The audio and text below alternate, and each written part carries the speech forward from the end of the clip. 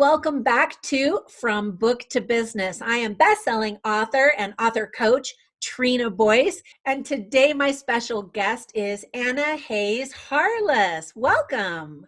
Thank you so much. I'm thrilled to be here. So, for all of you watching, I invited Anna to join us today because she is an expert in a really intriguing topic and something I think all of us have experienced, and that is Imposter syndrome. imposter syndrome. Now, people haven't heard that term before. Tell us, what does it mean? Sure. So, in the simplest way that I describe it, it's complex, but it's the simplest way to describe it. It's not feeling successful despite much evidence to the contrary. That's a great definition, actually. You described that really well, because a lot of the people that watch this channel are authors, singers, dancers, musicians, artists, creatives who are clearly talented. But I know, because I coach them, that they feel like, oh, I'm an imposter. Not that they're fake, but they just feel like they're not good enough to claim that expertise that they definitely have. Right. So, how do you coach people to get past that mindset? Yeah. Well, I think the first thing that's really, really important to do is to take a step back from those feelings of not being good enough and inadequacy, and really focus on what is it that I am successful at. One of the first things I have my clients do is make a list of the things that they have achieved. And that sounds simple and maybe even so easy, it's silly, but it's really an exercise to start to reframe your mind to be able to see that, no, in fact, there are achievements that I have made. And in fact, I will be able to make others along the way. And the more we have to reference this list and this running tally of these successes, the more we can retrain our brain when those moments of doubt come up, we can say to ourselves, no, look at this, look at what I've accomplished, and be able to go through that and navigate those moments better. What I always say is that there's no such thing as a recovered imposter. We always will have moments that come up, but there's a way to be in recovery and to be able to navigate through those moments with less pain and more ease. That's such a fantastic exercise, which I have done many times. I feel like I'm such a loser. And then I'm like, no, remember I wrote up that list, and then I have to pull it out and I'm like, Yes. okay. When I want to have my pity parties, I have to refer to my own list. So I think that's a fantastic exercise to encourage people to do. And you have courses and coaching and everything, right? Yes, yes. I have an 8-week course that dives entirely into imposter syndrome and how it shows up for women in particular, but I have coached men as well. And then I do one-on-one coaching as well. And that can dive into a variety of factors: self-doubt, self-confidence, imposter syndrome, and the like.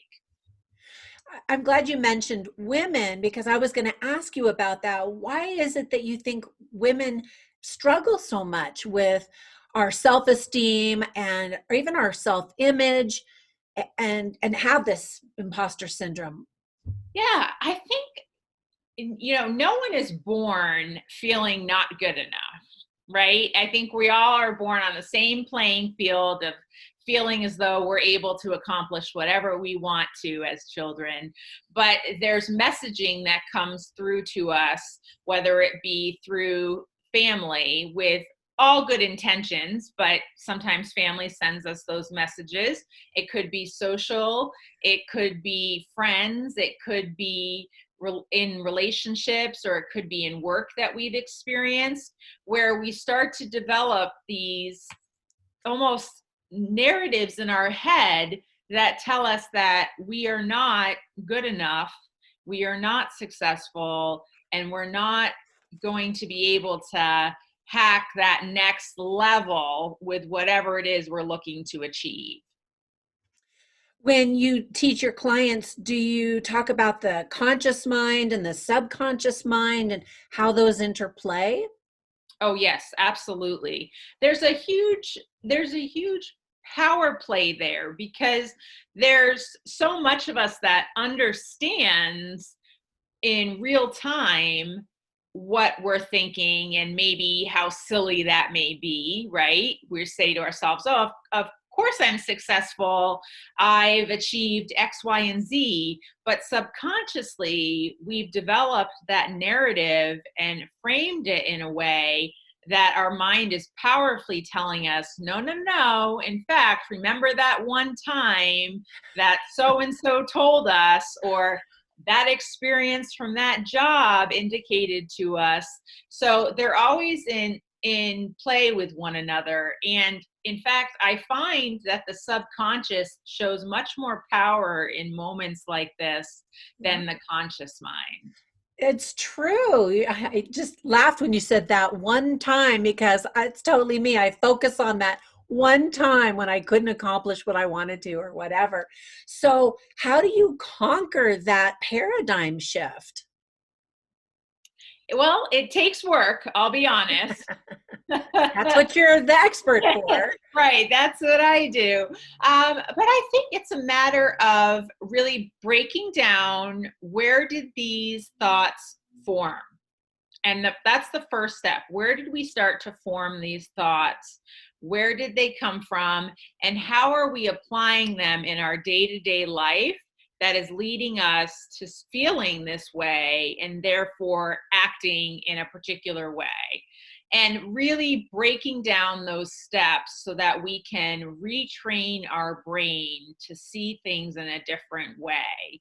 The more we can reframe our inner narrative, the more power we give ourselves to dictate our next steps, our action steps, and our success moving forward.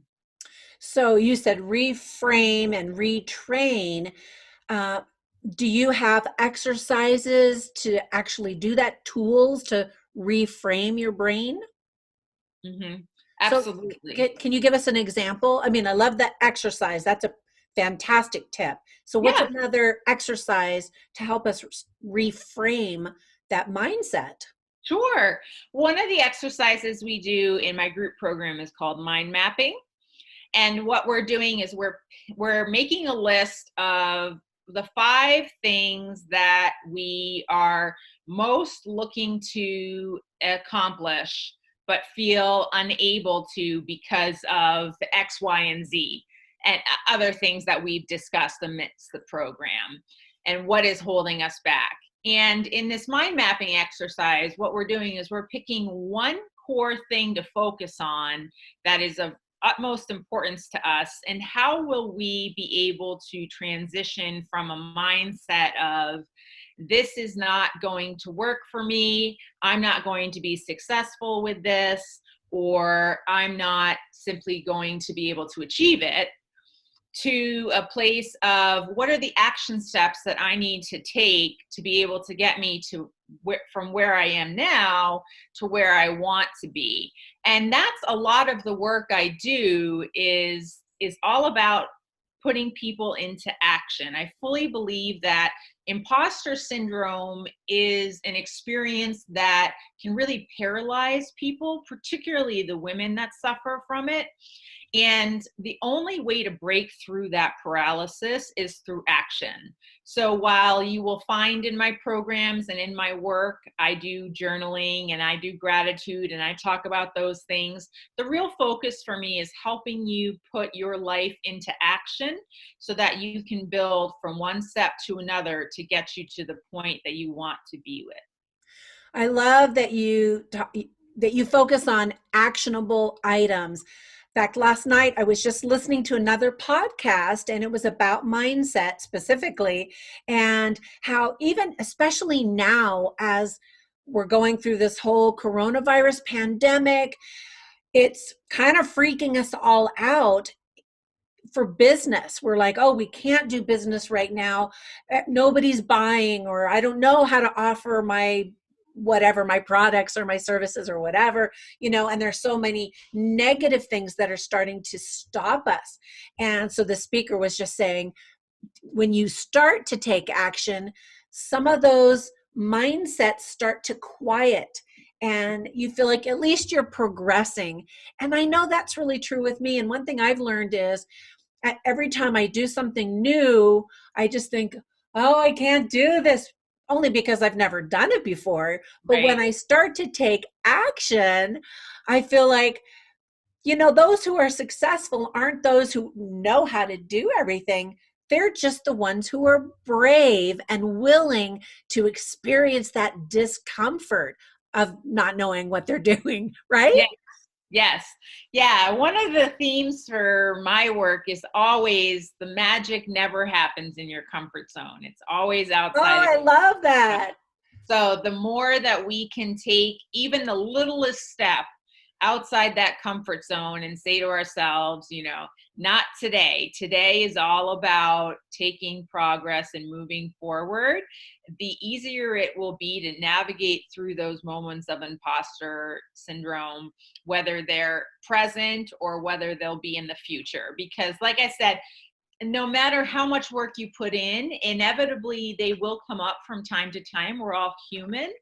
But at the end of the day, the work that you put in helps you lessen the effect of the imposter experience as it shows up for you in the future. So I know, Anna, that you do like 1 minute hacks on Instagram and Facebook. And do you also have that on your YouTube channel?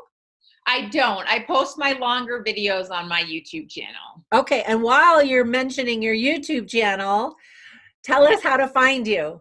Yes, I am under Grow, Glow, Thrive on YouTube. Awesome. Give us a 1 minute hack. A 1 minute hack, I would say my favorite 1 minute hack right now actually has to do with reframing your thought on what other people are doing around you right now. And let me explain it really quickly. Right now, we're all home right now doing the best we can, right? We've got kids at home, we're homeschooling, we've got spouses working from home, the whole house is filled up, we're all cooped up, and everything is awry, right? Nothing is really going as it normally would. But what's happening for so many people, particularly for moms that I'm speaking to, is that they turn on social media at the end of the day, flip through, and see pictures of these mothers who seem to have it all put together. They're getting homeschooling for all their kids done, 3 square meals on the day, home cooked, Color everything. coordinated charts.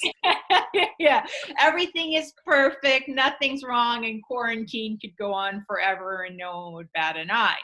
And these other people are sitting there thinking, what am I doing wrong? Where am I failing?